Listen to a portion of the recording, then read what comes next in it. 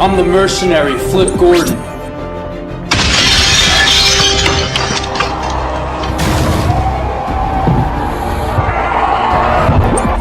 And I'm joining the USAssassin's team.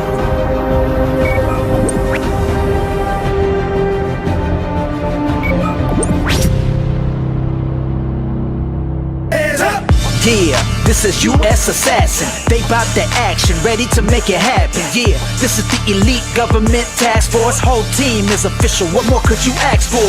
Yeah, this is USAssassin. You don't want drama, if they pull up, they blasting. Monsters of the graveyard shift. You ain't never seen a squad quite like this. We got Bazooka Dog and he don't cut no slack. A dog with a giant bazooka on his back. Slipper is a reptilian, alien, 3 snakes for a tongue. You don't wanna mess with him. Sensei Steel, who is so mysterious, martial artist and trainer, swift with the kicks. Zero Face is a bad guy turned good. The mercenary is a beast, get it understood. Takeout is a fast shooter, fast draw. Kirby is the Lone Ranger, but she hits hard. Lieutenant Rape, second in command, yes indeed. Who's the brains of the team? A super ninja at the lead. Yeah, hey, this is USAssassin. Yeah, this is USAssassin. Let's go.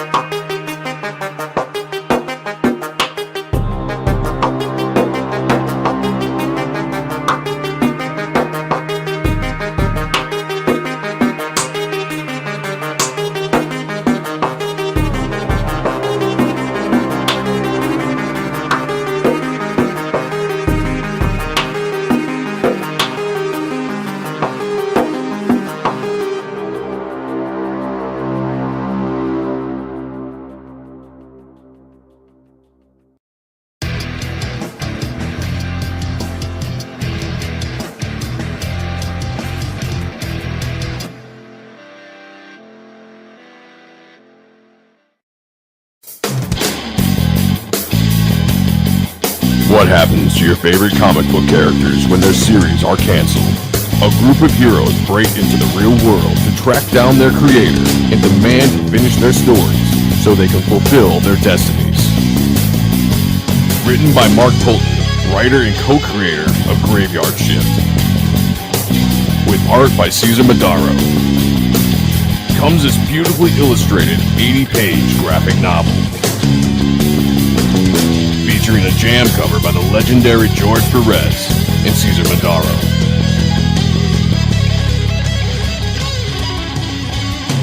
Loose Threads. Back it. Only on Indiegogo.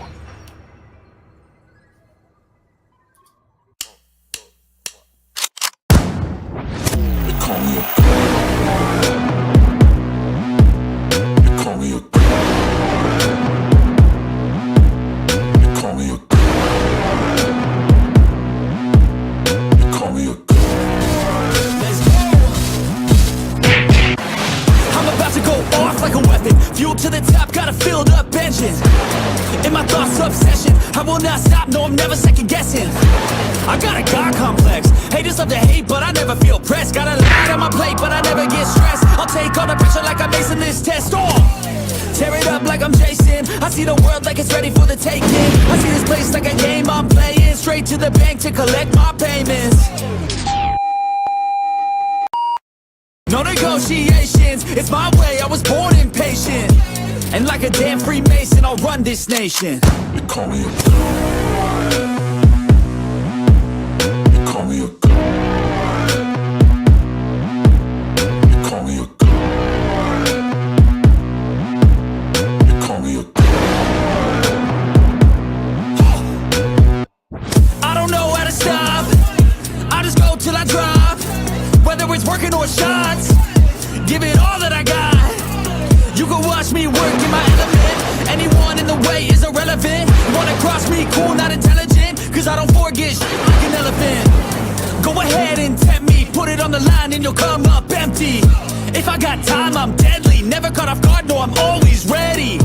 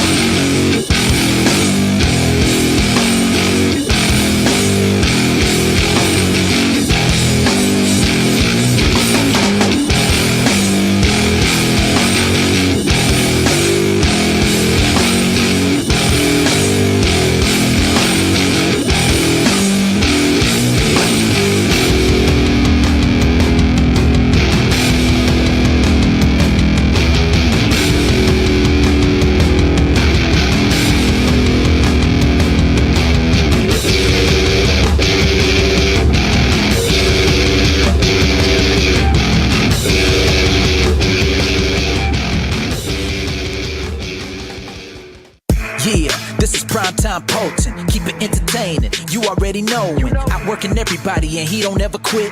Talking about plenty comics like Graveyard Shift, Sea Dogs, Viking Whoop, US Assassin. Doing just what he loves, this is his passion. Bring more value to your dollar, no I'm not frontin'. That's how just a writer became a moral compass. This is Primetime Poulton, this is Primetime Poulton, let's go.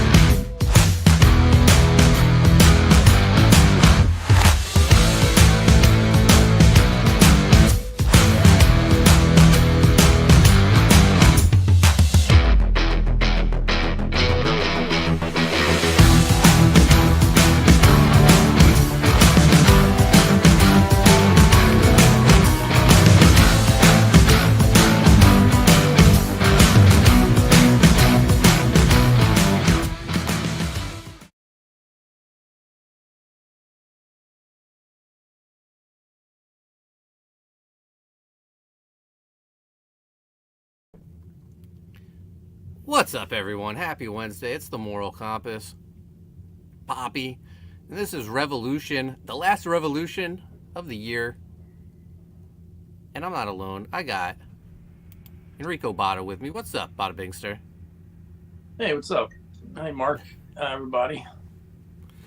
Chindan. In the chat, we have... Who do we have in the chat? We have the one, the only...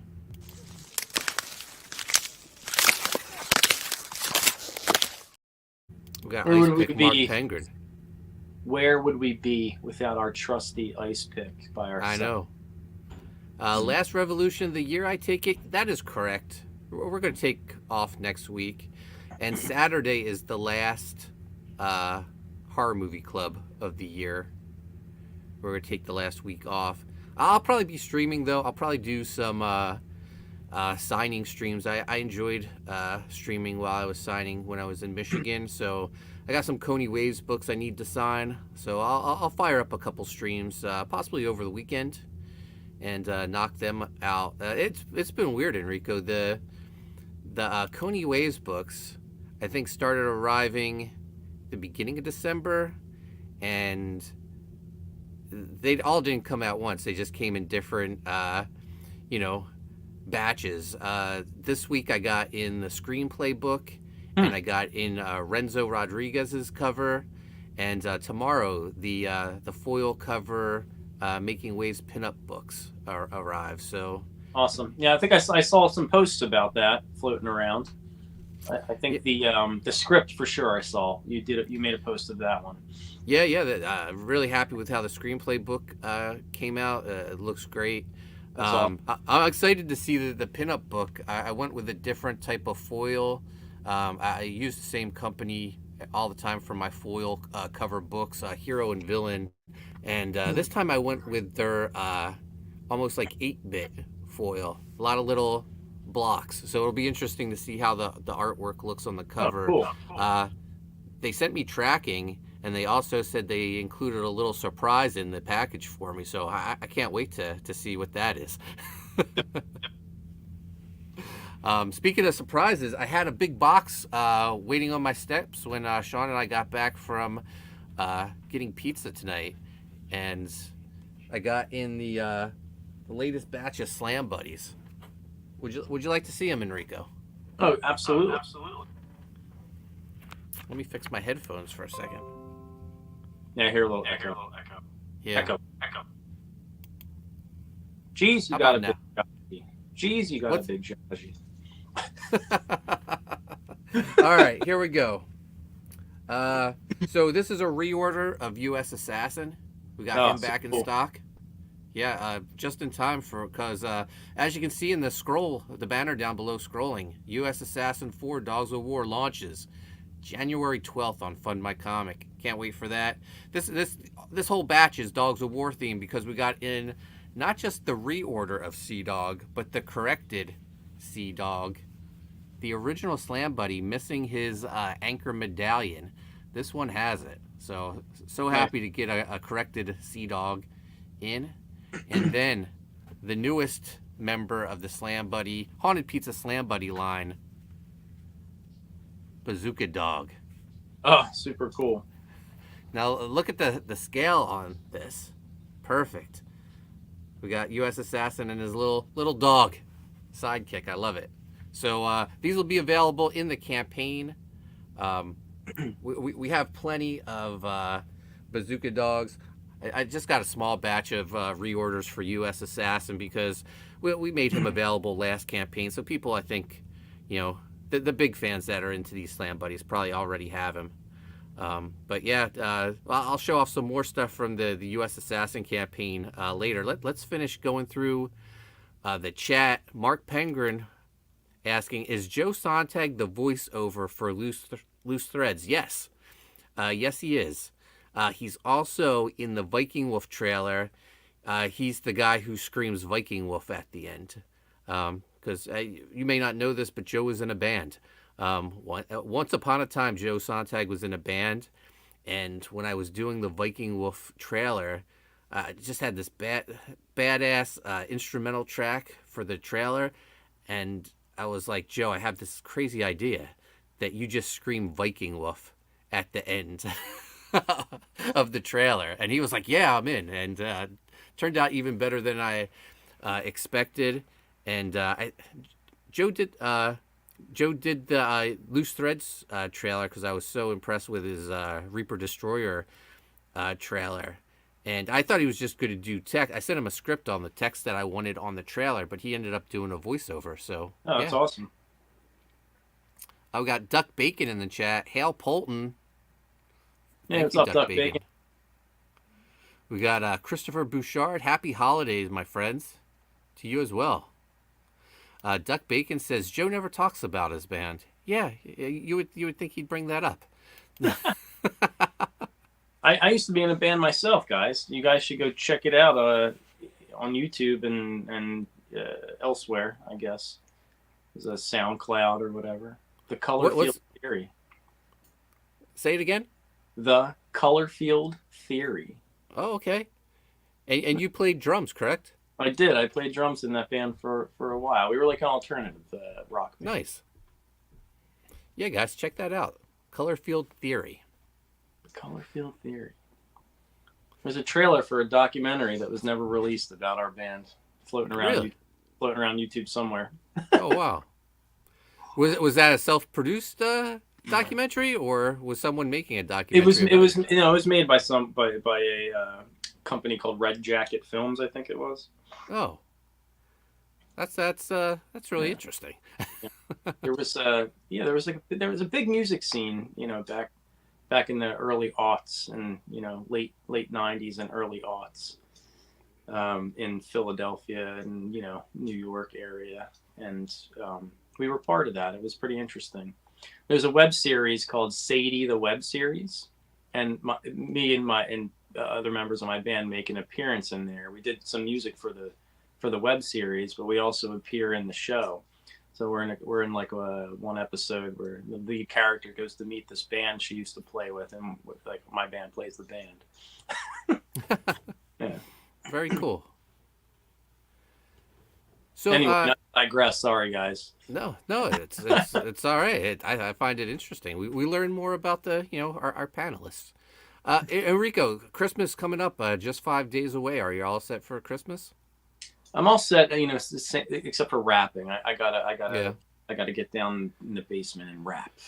Yeah, I'm about 2/3 of the way done my rapping. I still have to pick up 2 gift cards, Wawa gift cards, but I mean, basically, I'm done shopping. But I love Christmas. Did you ever get any great comic-related Christmas presents? Yeah, I often do. A lot. Recently, I think it was either last year or the year before, I got one of these things I got floating around in the back. But this was brought a tear to my eye when I opened it, because Sarah got this for me. Oh, nice. But yeah, it's an original, 89 Batman action figure still on the packaging. And I had these when I was a kid. I'm sure everyone did here that listens to the show and is on the show probably had these figures and played with them often. And to open one in the package like that and be surprised by it, brought me back to being a kid again. It was good. That's awesome. I was looking to get one of them around when the Flash movie came out, because my Michael Keaton Batman nostalgia was at an all-time high. Yeah, and then this wasn't a Christmas present, but this is the hard to find Michael Keaton Batman from the DC Multiverse Flash. Oh, that's awesome. Yeah, that is a hard one to find. Yeah. Awesome, man. Yeah. Mark Penguin says, very happy to get my Haunted Pizza Christmas ornament magnet. Oh, nice. Enrico, I need to get you one. I was giving them out to everyone at our gang at Ocean City, but I No, you did. Oh, I did give you one? Yeah, I have. Oh, one. Awesome. Oh, awesome. Yeah, I've been sending them out to people who always back the campaigns, creators I've worked with. So yeah, I love Christmas. Every year I try to do a haunted pizza Christmas card. This year I made it a magnet. It's awesome. Love it. Christopher Bouchard said I had that Batman figure. Right? Awesome. Isn't Yeah. it fantastic?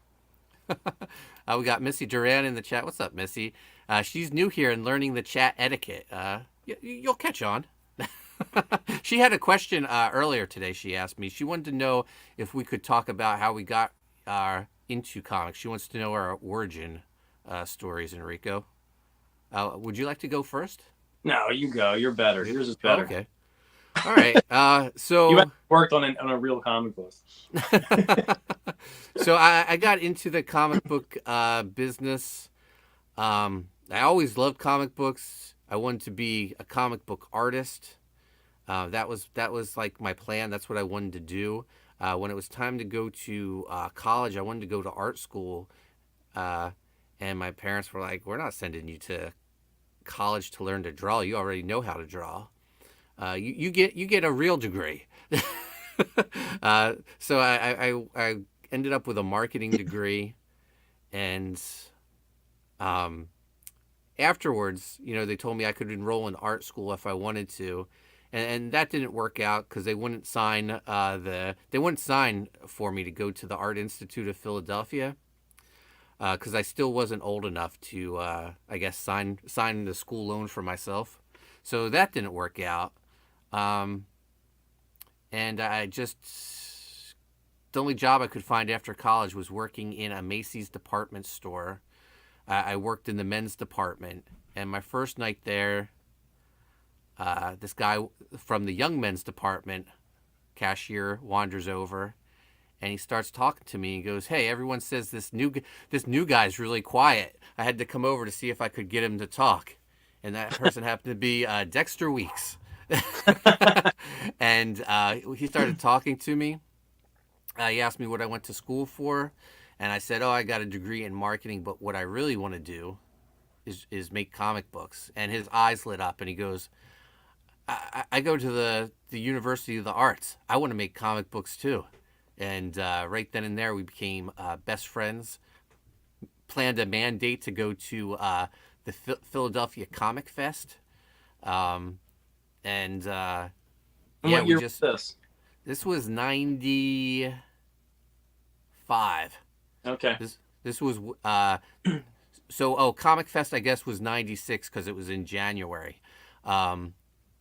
Yeah, and we had such a good time at Comic Fest, like meeting. I remember the Extreme booth was there.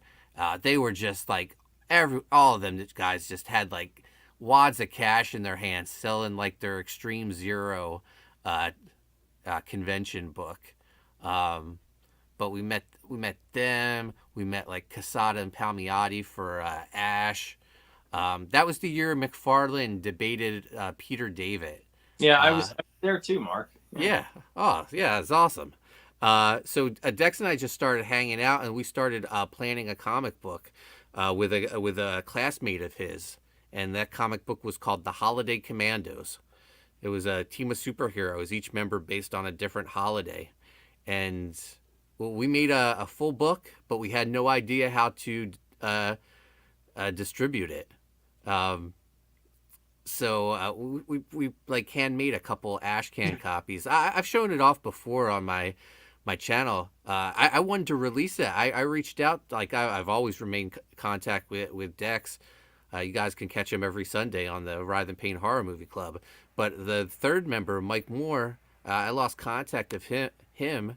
But Dex and we wanted to re-release the book. I was going to put like a shiny foil cover on it and release it, give it a proper release for the first time.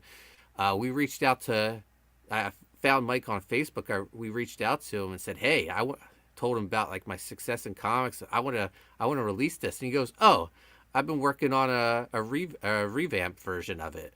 And I'm like, "What? Hold up. How can you do that? You can't do it without like my permission and Dex's permission." So yeah, we agreed to like redo the book or re-release it, and then Mike just fell off the face of the earth and stopped responding. So there went any hopes of re-releasing Holiday Commandos. But Dex and I, we continued to try. He got an internship with an artist in Philadelphia, and he was like, I was telling this guy we want to make comics, and he said he wants to make comics too. So that turned out to be Steve Sestilli. So we got together and we talked about making a comic book, and Steve was like, I don't want to do superheroes, and the main character has to be a girl, and it needs to be in a setting that no one else is doing. So we picked Hawaii because Dex was Hawaiian, and we thought that was an exotic setting, and we came up with Koni Waves. And again, we had no idea what to do with the book because, I don't know, it was almost like a guarded secret how to break into comics. This was still like Holiday Commandos was late 90s. This was early 2000s. Then I optioned a screenplay, a teen comedy, which you know very well, Give Me Back My Stuff. And that was in development for a couple years, and that never got made and left me heartbroken.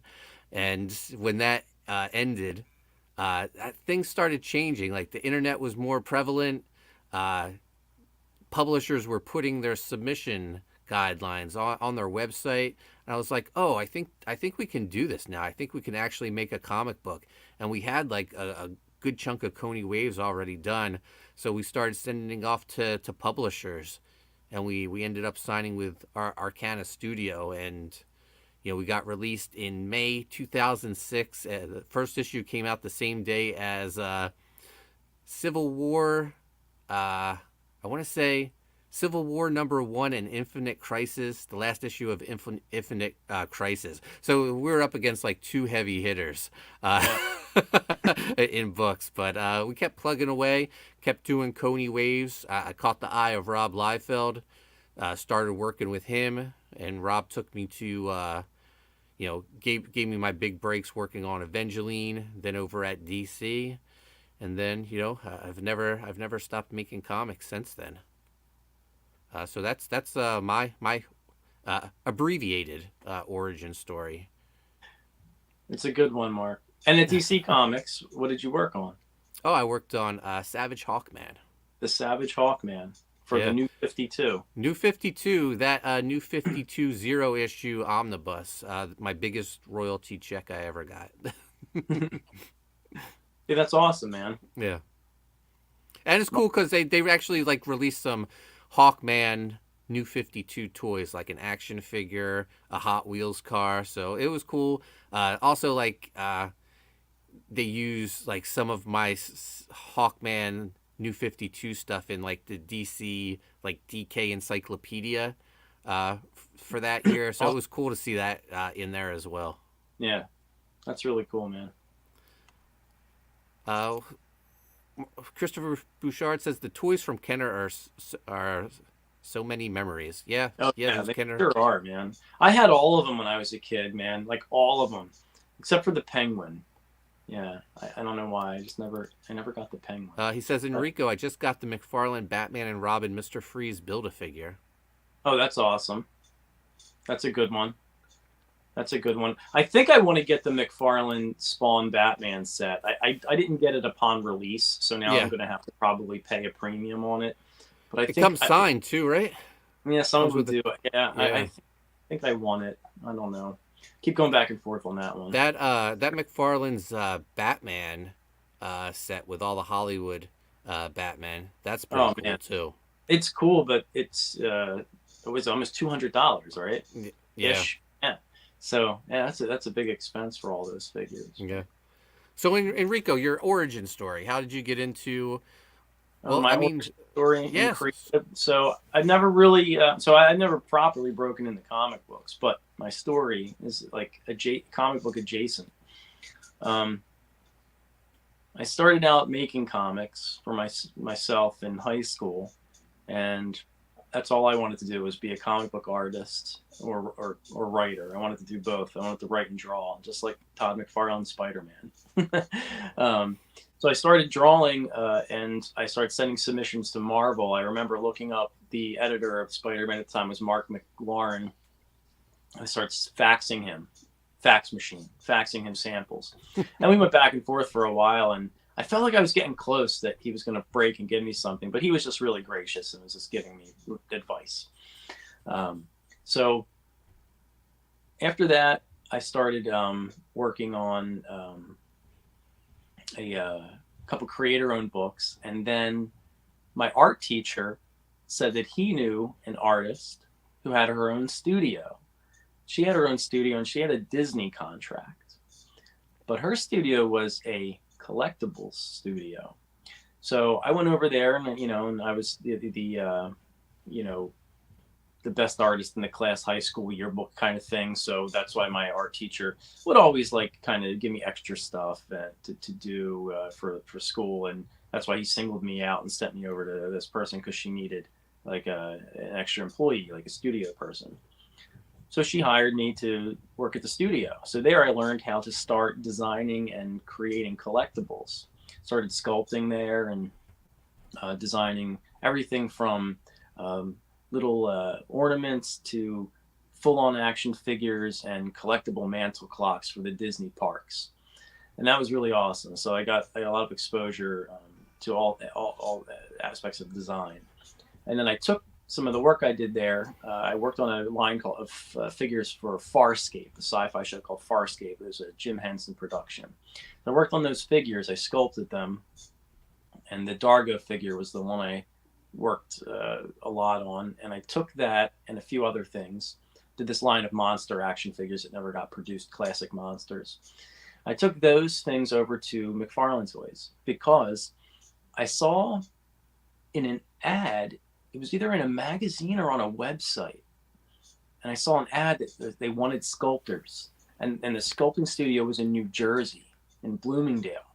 So I took all of my stuff and I took a long drive up there. It was 2.5 hours to get to that office, and I sat down with them and they interviewed me, and they gave me a job like right on the spot. That had to be amazing for you, considering you writing Todd letters, as a kid, and him responding back to you. Right. Yeah. So I forgot about that. Like, as I was trying to make comics and become a comic artist, I was like a pen pal with Todd McFarlane. So I would like write him a letter, and he would like write me back, and he would sometimes send me artwork in the mail and stuff like that too. So I always had a love for Todd. He's always been my comic book idol since I was a kid. So yeah, it was amazing to get this job. So now I work at McFarlane Toys, and it was so cool to be able to go to McFarlane Toys and sit down with all these other artists, and I learned from so many cool people. And I became a sculptor. I was a sculptor for many years, and then after that, I don't know what got into my head, but I actually said like I want to be a person with a college degree,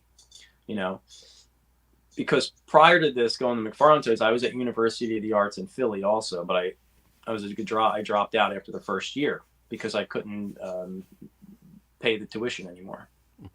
But I got a job at McFarlane Toys, So I left college to go work at McFarlane Toys. So now I'm working, but then I was like, I want a degree. So I went back to school. I got my degree in graphic design, and then I went to work in advertising. So then I was working in advertising and doing design for billboards and stuff, from everything from Salad Works to the casinos and stuff like that. And that was like corporate design, and I just didn't like it. And then I wanted to go back into comics, and that's kind of where we hooked up then at that point. So we started, I think we met at a convention through a mutual friend named Scott. And then we started working on a few projects that unfortunately didn't happen. And then in the meantime, I just started sculpting and drawing my own stuff. And then eventually I came out of like my rut and started entering back into comics. And now I'm working on Black Demon, Occult Investigator and Protector of the Ancient Magic. I'm doing a bunch of work coloring and pinups and stuff for Haunted Pizza, the Payne figure for Haunted Pizza. And in between there, I was just, you know what? I actually am a comic book professional. I tend to forget this sometimes. I do coloring.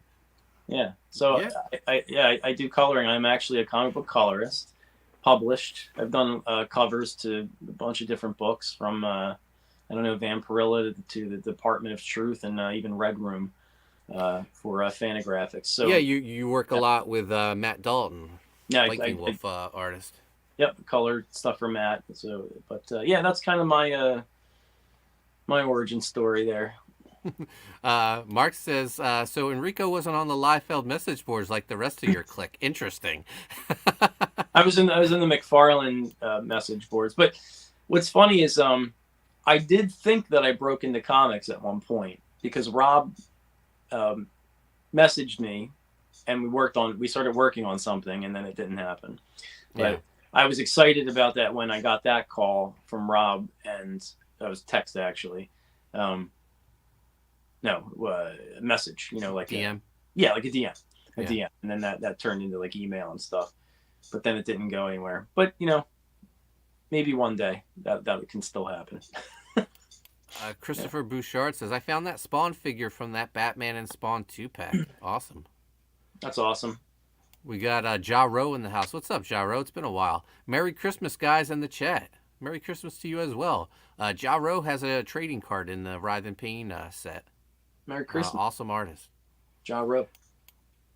We were talking about, before we went into our origin stories, we were talking about like, classic comic-related Christmas presents. One year, Chase's mom gave me page 1, the original artwork, page 1 of Savage Hawkman #9, which was my first issue on the book. First page I ever scripted. She bought the original artwork from Art T. Bear.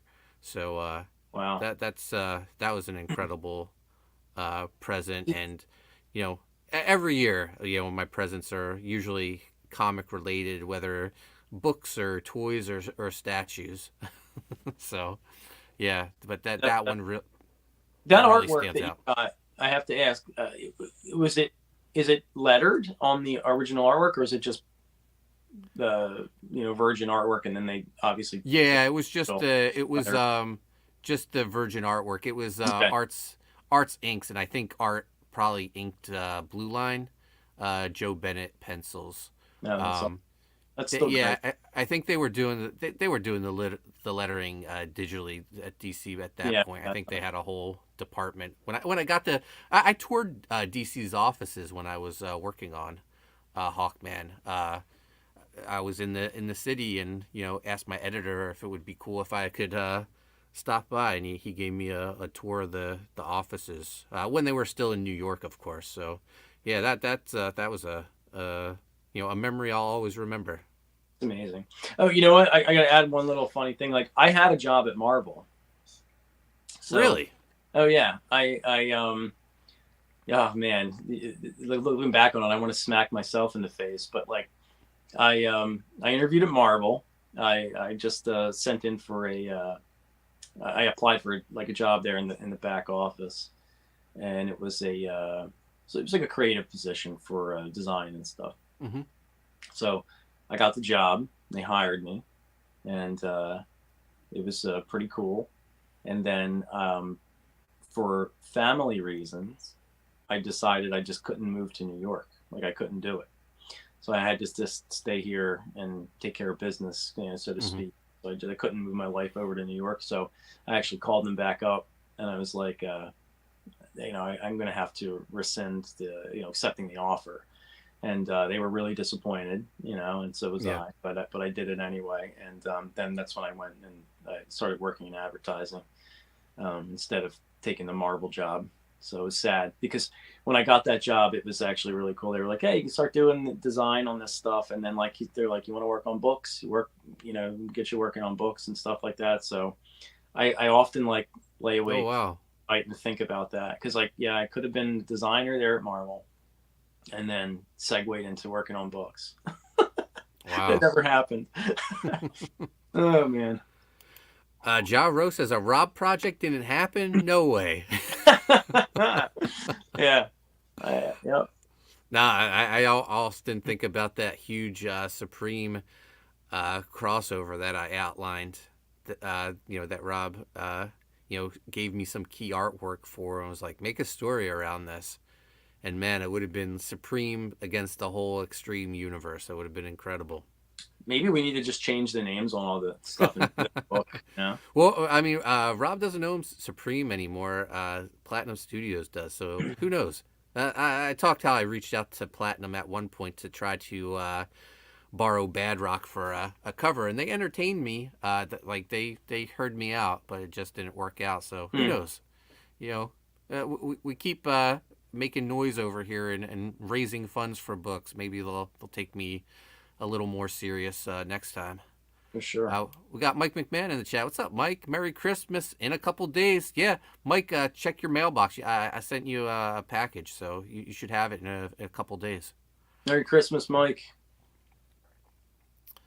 Nicholas Gear in the house. What's up, Nicholas? Merry Christmas, everyone. Yeah, so we're launching USAssassin 4 Dogs of War January 12th, but we're not alone. Launching right beside us is Nicholas Gear's Relentless Tin Soldier 3, guest starring USAssassin, and it follows the events of USAssassin 4, so you're going to want to get it. As part of USAssassin 4, we're releasing a 12 trading card set, and if you back both campaigns, Relentless Tin Soldier and USAssassin, you will get bonus cards. You'll get Relentless Tin Soldier, Captain Battle, and Man of War trading cards. So definitely tune in, guys. January 12th, we're launching on Michael Bancroft's channel. Speaking of USAssassin 4 Dogs of War, I had some artwork I wanted to share. Oh, cool. Let me pull this up. Yeah, I haven't shared this at all. I mean, I showed it to Mike McMahon, and I showed it to Sean Ahrendt as well, but the public hasn't seen this yet. This is Alan Jefferson did that incredible Mercenary painting for me, which is like an Apocalypse Now homage of Mercenary coming out of the water. It has the gas mask logo reflected in blood on the water. So he's doing a companion piece. He's doing USAssassin for me, and I'm going to share it right now. This is just the pencils. He hasn't started the actual painting yet, but this is going to be incredible. Let me blow this up. Oh wow, look at this. Yeah, that's a pretty good underdrawing. Yeah. So I said, like, I just went badass USAssassin walking through like fire and smoke, and yeah, he knocked it out of the park. I know if you're friends with Alan on Facebook, hit him up. He's selling a lot of original artwork from his time on Cyborg at DC, as well as Green Arrow. So if you're an original art collector, he has great deals on artwork right now, or just commission him. He's incredible, man. This is insane, the detail on this. Slow scroll. Just USAssassin all kitted up, man. I love it. It's going to look so good once it's painted. But my idea for these paintings of the Mercenary and USAssassin was to use it as like the side panel artwork for the action figure boxes. But, you know, I'll probably use them as covers, too, at some point down the line. Maybe some banners. Yeah. Chris Faction in the house. He says, Merry Christmas, gentlemen. Merry Christmas to you as well, Chris. Merry Christmas, Chris. We got Jay from Diabolical Souls presents. Yo, what's up, everyone? Yo, Mark and Enrico. Hey, Jay. Chris says, I'm driving, so I shouldn't be typing. No, don't do that.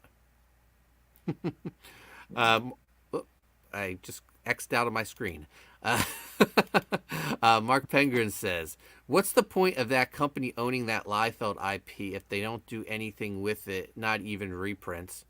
I think they're just hoping that, you know, they'll land a movie deal. Yeah. But yeah, man, I think reprints are hard because a lot of crossovers happened during those times, and not all the characters are owned by the same people now. Like early Youngblood has Prophet in it, but they don't own Prophet.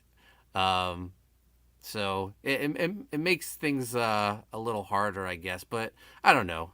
It would be great if they could just all work together. It's sad that Rob just didn't keep all his guys under one roof, but that's the business, I guess, sometimes. Yeah. Mike says a whole bunch of art by yours truly. That's right. Relentless Tin Soldier, also drawn by Mike McMahon. So the double dose of McMahon. Jay says, I want to wish everyone a very Merry Christmas. Thank you. Me too. Mark says, the very least they could do is put all the back issues on Comixology. It makes no sense to just sit on it. Yeah. We got Hojo in the house. Merry Christmas, my friends. 2024 is going to be even better for this scene. I agree. Heck yeah. Should be. We're going to kick things off with US Assassin 4. Oh, we got Glacier Mountain Comics in the house. Out of the water. Yeah, Wooder, don't make fun of me. A fish out of water. I say Wooder and Woof. Woof Wooder. Wooder Woof. That's Sea Dog's next villain. Wooder Woof.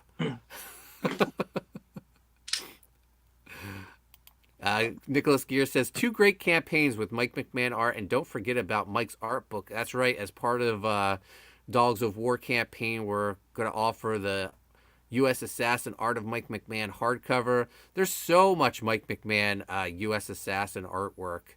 We're going to take the very best and put it in a hardcover, 48 pages. It's going to be our second art book we do at Haunted Pizza, so I'm really excited for that.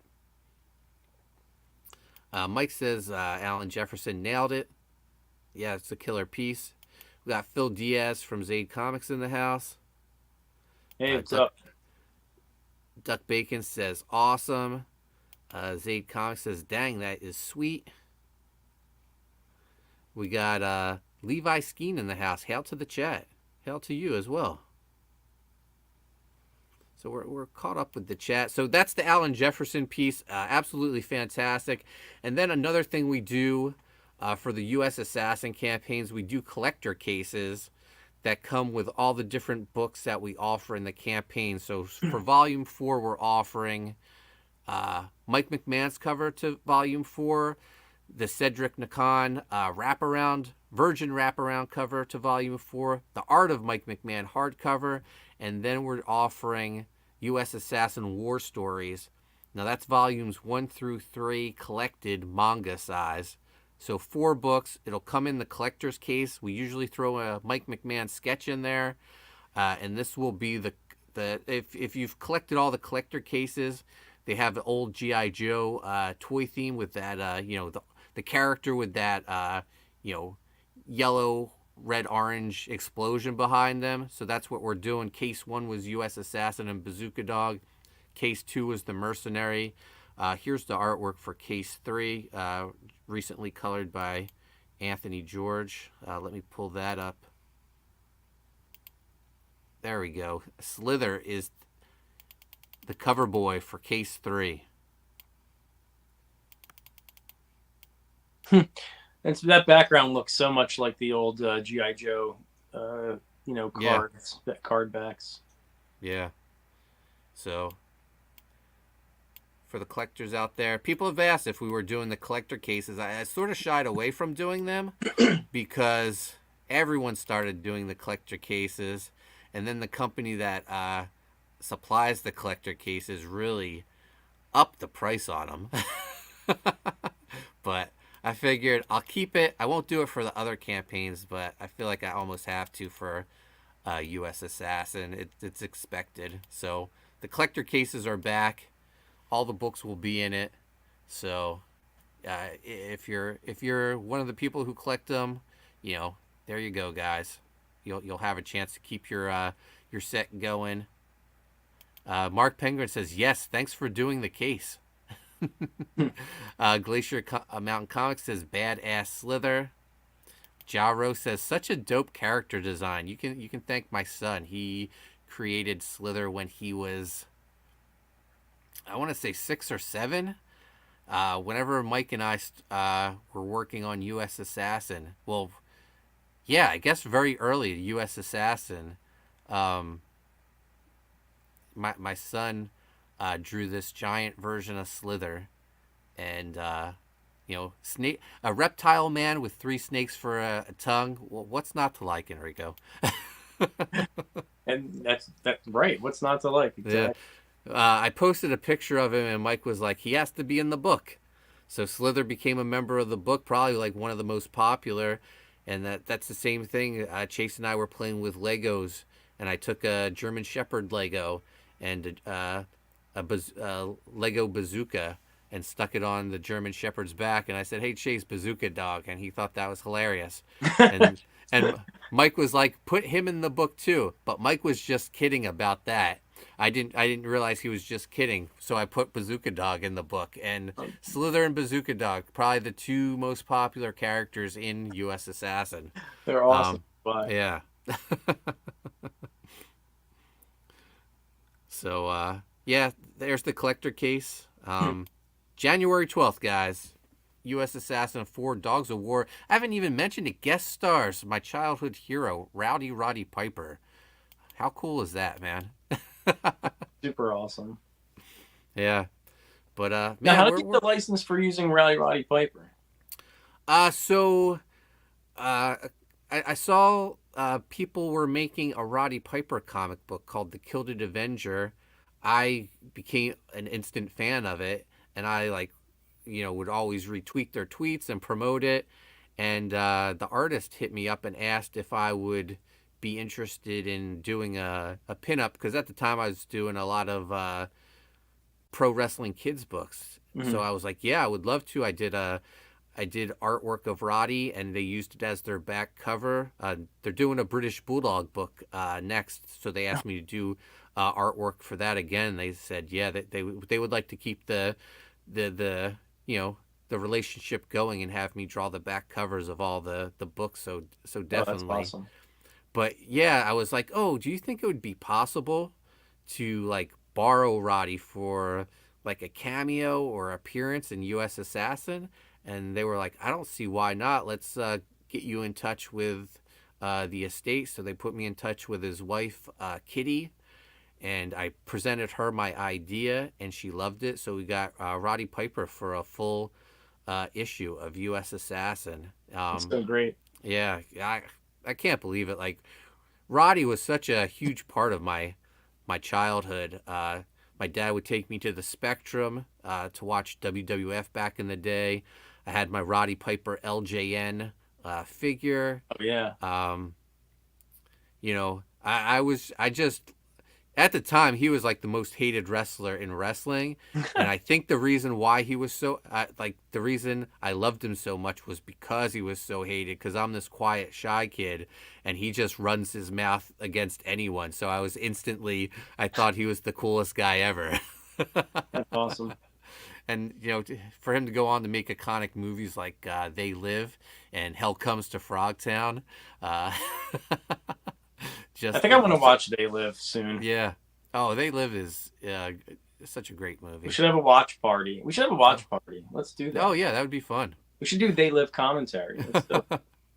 Who in the chat would sign in to watch us do commentary on They Live?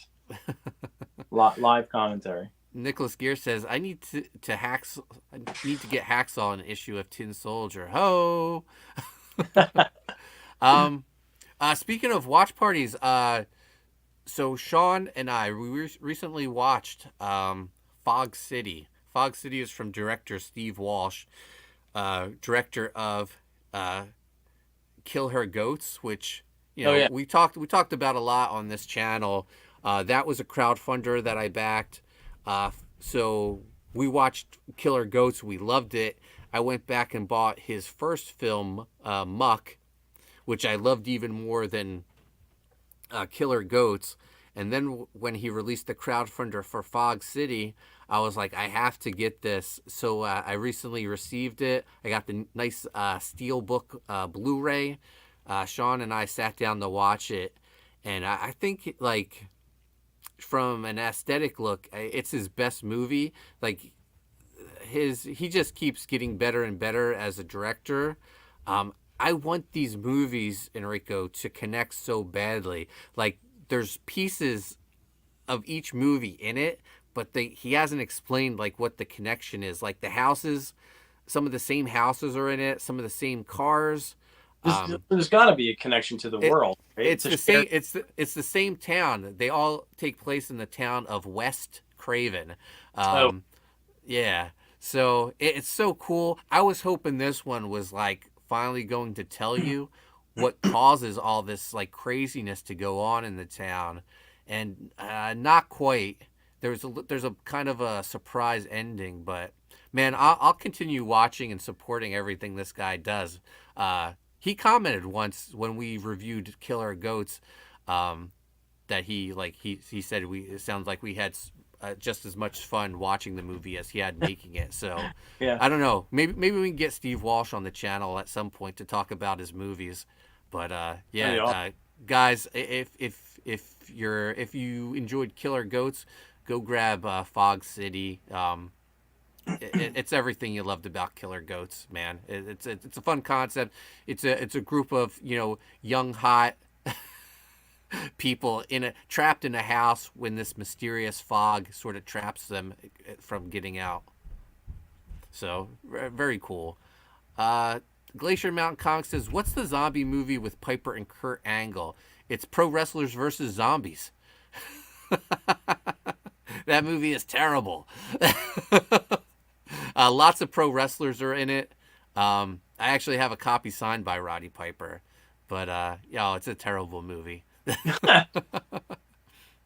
Jaro says, "Hell Comes to Frogtown" is a classic. Yes, indeed.